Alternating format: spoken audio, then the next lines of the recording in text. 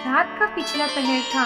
कमरे में सन्नाटा इतना गहरा था कि काव्या को अपनी ही सांसों की आवाज सुनाई दे रही थी।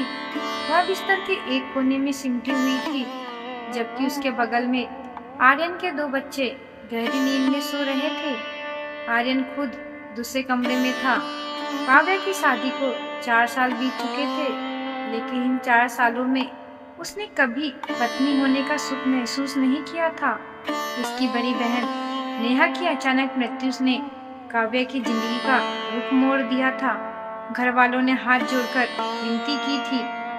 काव्या ने इन बच्चों की खातिर आर्यन से शादी कर ली, वरना ये अनाथ हो जाएंगे। अपनों के आंसुओं के आगे काव्या हार गई और उसने अपनी खुशियों की बलि दे दी। पर आज वही काव्या खुद को एक मशीन महसूस कर रही थी। एक ऐसी मशीन जो सुबह उठती है, खाना बनाती है, बच्चों को स्कूल भेजती है और रात को चुपचाप अकेले रोती है। पिछले हफ्ते जब काव्या अपनी सहेली प्रिया से मिली तो उसे अपनी हार का एहसास हुआ। प्रिया की आंखों में एक चमक थी। वह अपने पति के बारे में घंटों बातें करती रही, कैसे वे दोनों साथ में घूमते हैं, कैसे छोटी छोटी बातों पर नोक-झोंक होती है और फिर ढेर सारा प्यार। प्रिया ने अपनी सुहागरात के दिन कुछ हसीन लम्हे साझा किए तो काव्य का चेहरा सफेद पड़ गया। काव्य ने सोचा, मैं भी तो इसी उम्र की हूँ, मेरे भी तो अरमान है। क्या दीदी के जाने का शौक मनाने के लिए मुझे अपनी पूरी जवानी एक ऐसे इंसान के नाम कर देनी चाहिए जो मुझे देखता तक नहीं है। उस दिन काव्या ने तय किया कि वह चुप नहीं रहेगी। उसने झटक सिंदूर लगाया, आंखों में काजल और गुलाबी रंग की साड़ी पहनी। आर्यन जब दफ्तर से घर लौटा तो काव्या ने बच्चों को जल्दी सुला दिया और आर्यन के पास गई। काव्या ने कांपते हाथों से आर्यन का हाथ पकड़ा और कहा, आर्यन, मुझे पता है मैं आपकी दूसरी पत्नी हूँ, पर आप मेरे पहले और आखिरी पति हैं। क्या मुझे इस घर में सिर्फ एक दाई बनकर रहना होगा?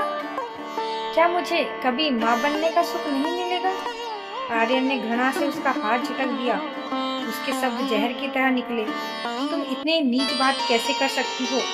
तुम यहाँ रातें रंगीन करने के लिए नहीं, बल्कि नेहा के बच्चे को पालने के लिए लाया गया था। एक औरत होकर ऐसी निर्लज्ज बात करते हुए तुम्हें शर्म नहीं आती? काव्या की आंखों में आंसू थे, पर इस बार उसने गुस्सा भी था। उसने दहाड़ते हुए कहा, शर्म क्यों आए? आप मेरे कानूनी पति हैं। अगर नेहा दीदी माँ बनी थी तो क्या वे बेशर्म थी?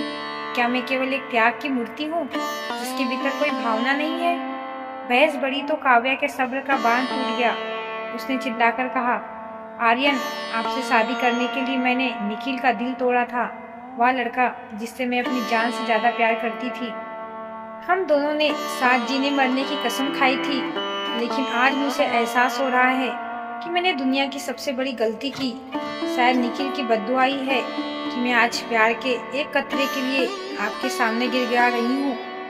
आर्यन ने गुस्से में काव्या के गाल पर एक जोरदार तमाचा जड़ा। तुम जैसी औरत कभी इस घर की इज्जत नहीं हो सकती। तुम आज भी किसी और के बारे में सोचती हो। आर्यन तकिया उठाकर बाहर चला गया और उस दिन से उसने बेडरूम में कदम रखना ही छोड़ दिया।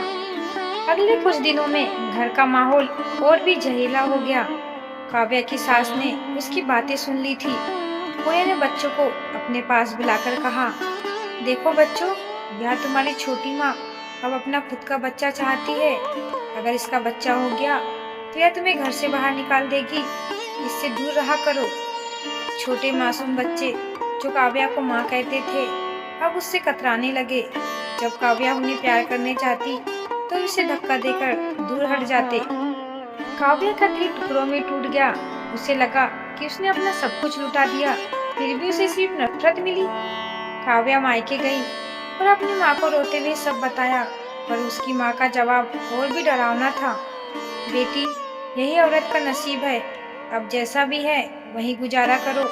समाज क्या कहेगा?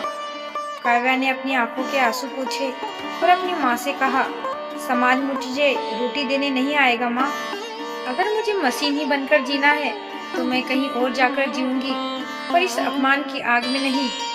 उसने एक वकील से संपर्क किया और आर्यन को तलाक देने का नोटिस भिजवा दिया।